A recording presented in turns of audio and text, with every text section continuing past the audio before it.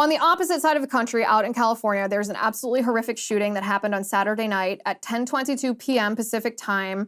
There was 10 people killed and 10 people injured in addition to the 10 people killed in Monterey Park. It was at a celebration for the Lunar New Year, and it's horrendous. These are my least favorite types of things to talk about because you just think of that humanity and it makes me sick to my stomach.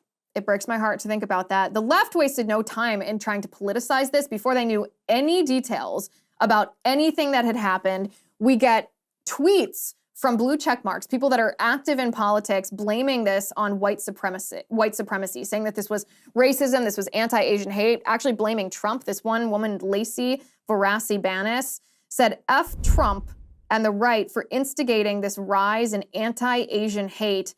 F your guns, this has to stop.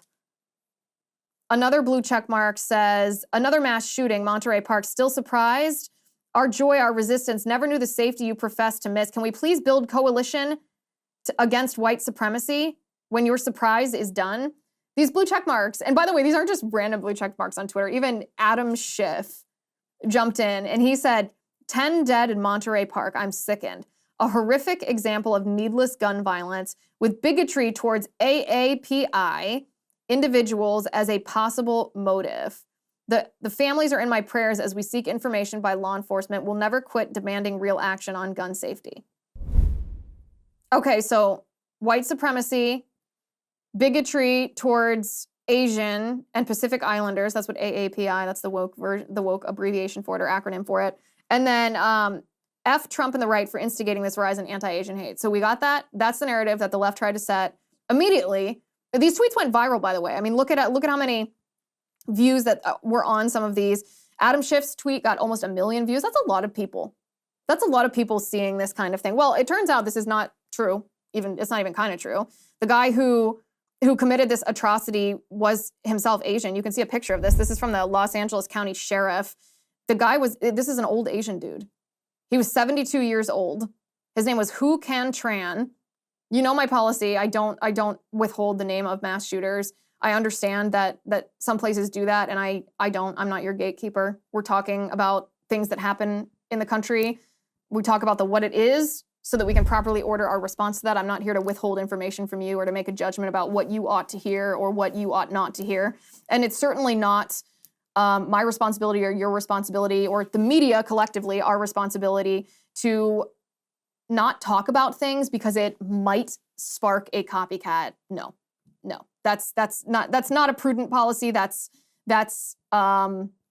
media putting themselves on a pedestal, acting like they're better than you and that they can know things that you can't know. And I'm never going to do that. This guy though, he was found, the shooter, he shot himself in a van outside of the venue where he committed this horrific mass shooting. So this is why I said at the beginning that we're gonna have to talk about this very quickly because this shooting, as horrific as it is, 10 people murdered, 10 additional people injured, this is gonna be gone like the wind.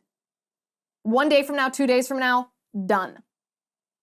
Mainstream organization, media organizations, corporate media are gonna drop it like this.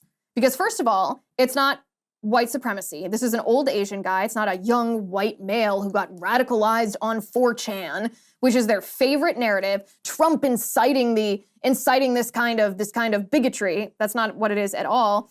And according to the chairman of the Chinese Chamber of Commerce in LA, a guy by the name of Chester Chong, the shooting was basically a domestic dispute. And a domestic dispute, I guess, a better way to phrase that would be it started as a domestic dispute. This has not been confirmed, but the early reports are that this shooter was mad that he wasn't invited to a party, and so he shot it up. That's psychotic, satanic behavior to mow down humanity, people, because you're mad that you didn't get invited to a party, but that's not political. It's not white supremacist. It's nothing. It's none of that.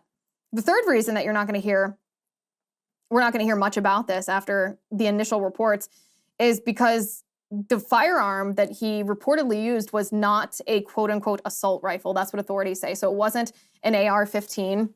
It wasn't a semi-automatic rifle that can be demonized based on what it looks like, We don't know what kind of weapon he used, but if it doesn't fit the assault rifle narrative, then how on earth is the left going to politicize this? If it's an old Asian dude that wasn't motivated by racial bigotry and he didn't use an assault rifle, then it's not useful for the left and they're not going to talk about it.